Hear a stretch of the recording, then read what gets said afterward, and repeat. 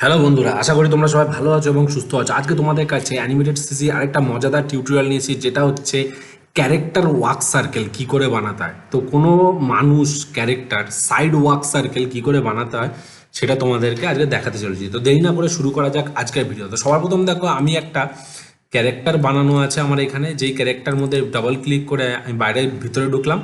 বাইরে আমি এটাকে গ্রাফিক্স করে রেখেছি, ভিতরে ঢুকলাম এবং দেখো প্রতিটা ক্যারেক্টারের প্রতিটা জিনিসের আমি পার্ট বাই পার্ট আলাদা করে রেখেছি। দেখতে পাচ্ছ প্রতিটা ক্যারেক্টারের পার্ট বাই পার্ট এখানে সব আলাদা আলাদা করা আছে। ঠিক আছে, তো সেরকম বড় কিছু না এখানে। তো এবার আমি কি করব, এই সবকটাকে পার্টগুলোকে আমি আগে সিম্বল করে নেবো। ঠিক আছে, দেখো সিম্বল করা আছে। এই হাতটাকে আমি F8 প্রেস করে গ্রাফিক্স করে দিলাম।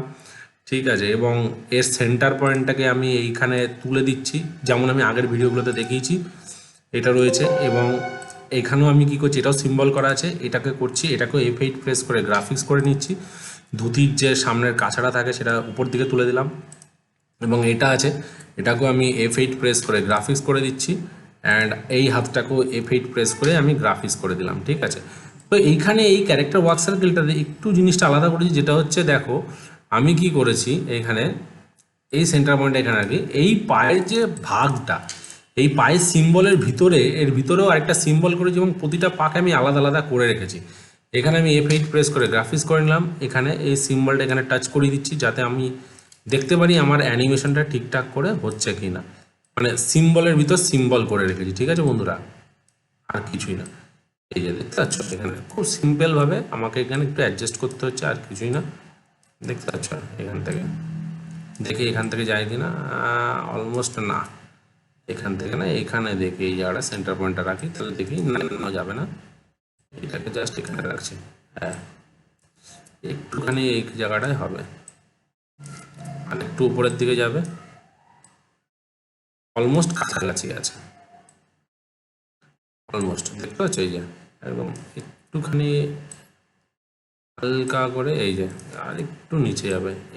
এরকমভাবে আমাদেরকে অ্যাডজাস্ট করতে হয় লিকটাকে, নাহলে কি আমরা অ্যানিমেশন ঠিকঠাক করে করতে পারবো না বন্ধুরা, বুঝতে পেরেছো? এই যে এখানে একটু রাখি, আর একটু উপরের দিকে যাবে, দেখি ঠিকঠাক হচ্ছে কিনা। এইখানে রাখি, দেখা যাক।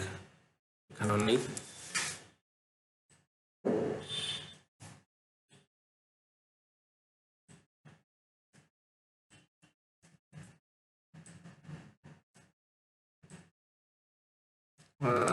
কিছুটা হয়েছে, হয়নি বলাটা ঠিক না, আর একটু নিচে যাবে। অতটা তো পাওয়া যাবে না, জাস্ট হালকা করে একটুখানি ঘুরবে।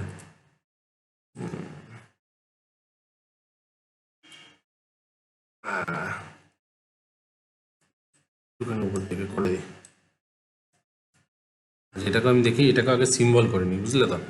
তারপরে আমি দেখছি কি করা যায়। এটাকে আমি উপর দিকে তুলে দিলাম হালকা করে, আর এটাকে আমি একটু নিচে দিয়ে নেওয়া, এটা পরে গিয়ে আমি দেখছি যদি ব্যালেন্স করে নেবো, অসুবিধা কিছু নেই। এটা জাস্ট আমরা করে রাখলাম বাইরে।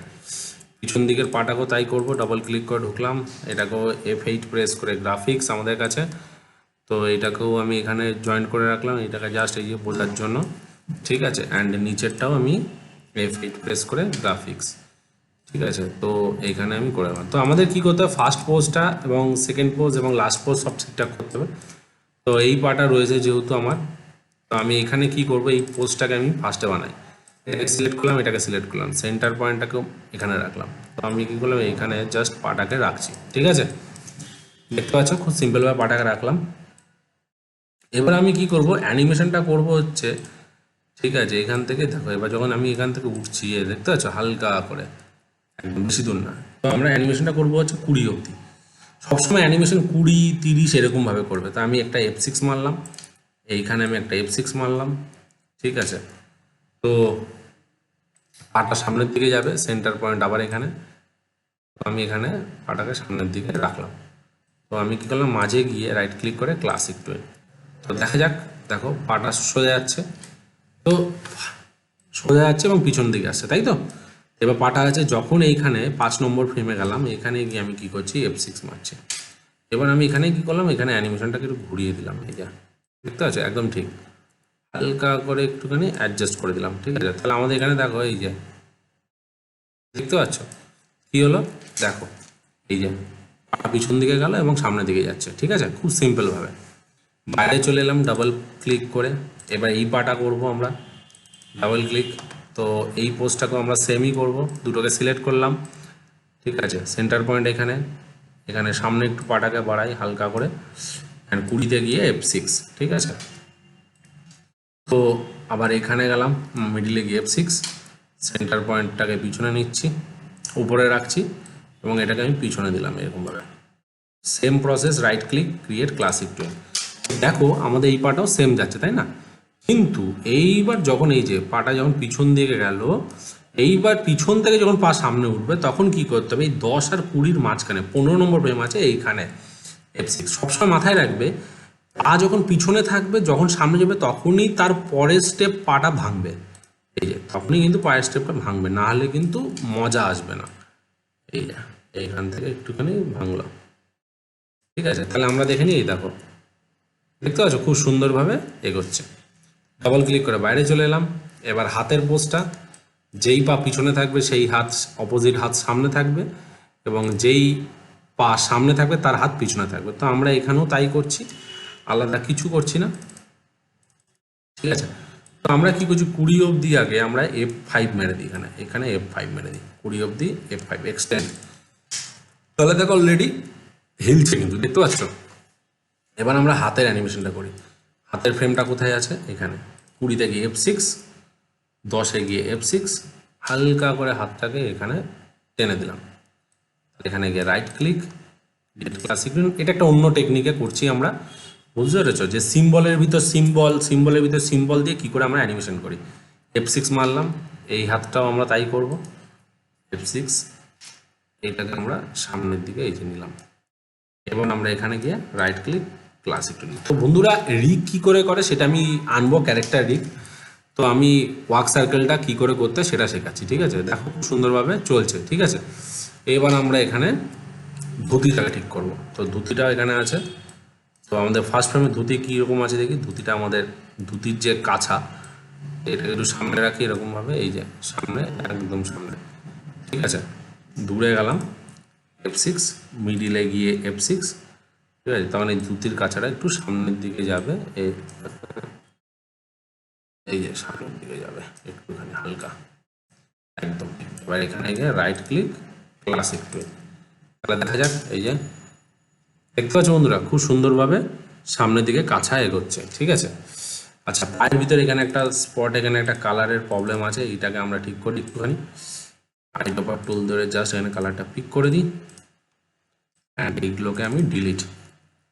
বাইরে চলে এলাম, ঠিক আছে। এবার আবার বাইরে চলে এলাম সিম্বলের বাইরে। এইবার আমাদের এটা বডি শেপ। তো আমি কি করছি দেখো, একটুখানি দেখবো যে আমাদের অ্যানিমেশনটা যখন যাচ্ছে, এই যে যাচ্ছে, অলমোস্ট ঠিকই আছে। এখানে হাতের কোনাটা একটু প্রবলেম ক্রিয়েট করছে, হালকা করে একটু ঢুকিয়ে দিই, ঠিক আছে। এই যে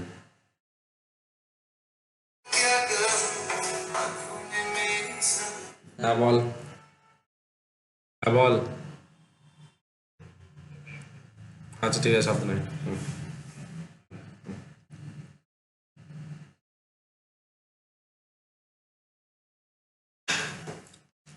তো এইটা হাতটা একটু সরিয়ে দিলেই হয়ে যাবে, এটা কোনো বড় ফ্যাক্টর না, ঠিক আছে। এই হাতটা যেমন এই যে এইখানে যখন এই যে যাচ্ছে না হাতটা, একটুখানি টেনে দাও, তাহলেই হয়ে গেল। এই দেখো, এই দেখো, দেখতে পাচ্ছ, কোনো বড় ফ্যাক্টর না।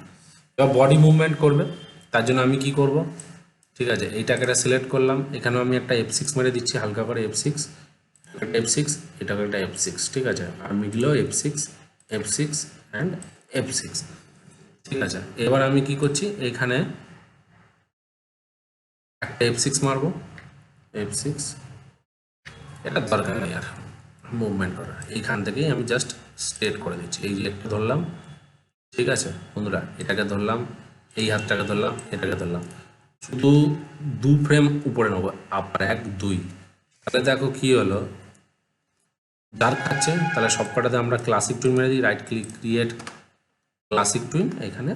আর এইটাতেও আমি একটা, এই ফ্রেমটার একটা কপি করে নিই, অল্ট প্রেস করে, right click create classic tween, আর এখানেও একটা ক্রিয়েট ক্লাসিক, এগুলোতেও ক্লাসিক টুইন করে দিই।